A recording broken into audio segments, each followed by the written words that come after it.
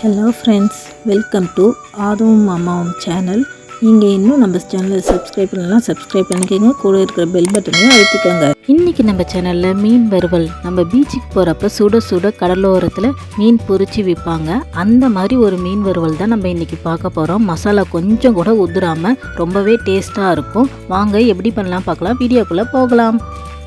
அதுக்கு நான் 1 கிலோ அளவுக்கு மீன் எடுத்திருக்கேன். இதில் கொஞ்சமாக உப்பும் கொஞ்சமாக எலுமிச்சை சாறும் சேர்த்து நல்லா மீன் ஃபுல்லாக அப்ளை பண்ணிக்க போகிறேன். இப்போ மீன் எல்லாத்தையுமே நல்லா மசாஜ் பண்ண மாதிரி பெரட்டி எடுத்துக்கிட்டேன். இப்போ மீன் ரெடியாக இருக்குது. இது ஒரு 10 நிமிஷம் ஊற வச்சிடலாம். இப்போ நம்ம மீனுக்கு மசாலா ரெடி பண்ணிக்கலாம். அதுக்கு ஒரு பவுலில் 1/4 கப் அளவுக்கு சோள மாவு எடுத்துக்கிறேன். கூடவே 1/4 கப் அளவுக்கு அரிசி மாவு எடுத்துக்கிறேன். அப்புறமா 1 டேபிள் ஸ்பூன் அளவுக்கு இஞ்சி பூண்டு பேஸ்ட் சேர்த்துக்கலாம். கூடவே 1 டேபிள் ஸ்பூன் அளவுக்கு மிளகாய்த்தூள் எடுத்திருக்கேன். 1/2 டேபிள் ஸ்பூன் அளவுக்கு காஷ்மீரி மிளகாய்த்தூள் எடுத்திருக்கேன் கலருக்காக.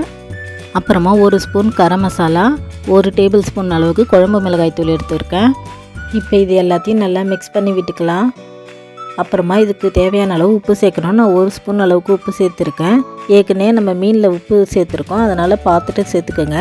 இப்போ நம்ம ரெடி பண்ணி வச்சுருக்க மீனை இந்த மசாலாவில் போட்டு நல்லா பெரட்டி எடுத்துக்கலாம். இந்த மசாலாவில் தண்ணி சேர்க்கக்கூடாது, மீனில் இருக்கிற ஈரமே இதுக்கு போதும். இந்த அளவுக்கு நல்லா எல்லா பக்கமும் படுற மாதிரி நல்லா பெரட்டி எடுத்து வச்சுக்கணும். இதே மாதிரியே நான் எல்லா மீனையும் ரெடி பண்ணி வச்சுக்கிட்டேன். இப்போ பாருங்கள், மசாலா எல்லா பக்கமும் படுற மாதிரி நல்லா கோட்டாகிருக்கு. இந்த அளவுக்கு நல்லா கோட்டாயிருந்தால் தான் நம்மளோட மசாலா உதிராமல் இருக்கும். நான் தண்ணி எதுவுமே சேர்க்கலை.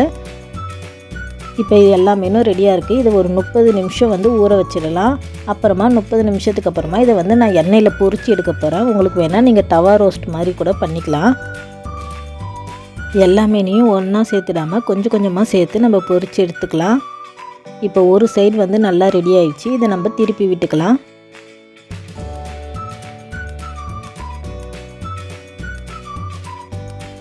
மீன் ரொம்ப நேரம் குக் பண்ண தேவையில்லை. நல்லா சூடான எண்ணெயில் போட்டதால் ஒரு 3 நிமிஷம் ஒரு பக்கம், இன்னொரு பக்கம் ஒரு 3 நிமிஷம் பொரிச்சு எடுத்தால் போதும். இப்போ எண்ணெயில் இருக்கிற பபிள்ஸ்லாம் குறைஞ்சிடுச்சு. நம்ம ஃபிஷ்ஷும் நல்லா வெந்து வந்துடுச்சு. இப்போ நம்ம இது வெளியே எடுத்துடலாம். இதே மாதிரியே மற்ற எல்லாத்தையும் பொரிச்சு எடுத்துகிட்டு வந்துட்டேன். இந்த வீடியோ உங்கள் எல்லாருக்கும் பிடிச்சிருக்குன்னு நான் நம்புகிறேன். லைக் பண்ணுங்கள், ஷேர் பண்ணுங்கள். கூடவே நம்ம சேனலை சப்ஸ்கிரைப் பண்ணிக்கோங்க. பெல் பட்டனையும் அடிச்சுக்கோங்க. தேங்க்ஸ் ஃபார் வாட்சிங்.